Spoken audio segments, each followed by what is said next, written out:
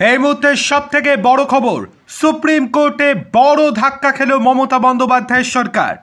আমরা কয়েকদিন আগেই আপনাদেরকে যে আপডেট দিয়েছিলাম সেই আপডেট সম্পূর্ণরূপে মিলে গেল।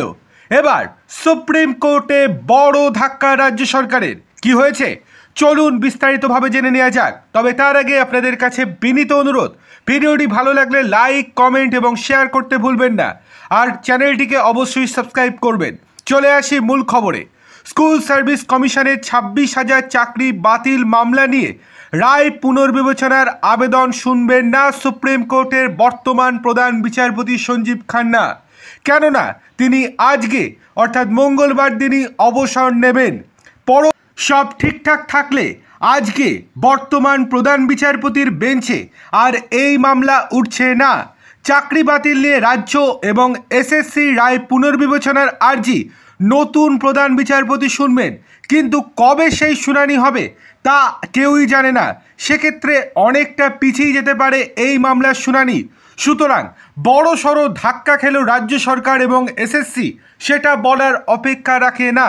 রাজ্য সরকারের আইনজীবী কপিল সিব্বল দুবার প্রধান বিচারপতি অর্থাৎ বর্তমান প্রধান বিচারপতি সঞ্জীব খান্নার কাছে আবেদন জানিয়েছিলেন দ্রুত শুনানির জন্য, কিন্তু সঞ্জীব খান্না পরিষ্কারভাবে জানিয়ে দিয়েছিলেন দ্রুত শুনানি সম্ভব নয়।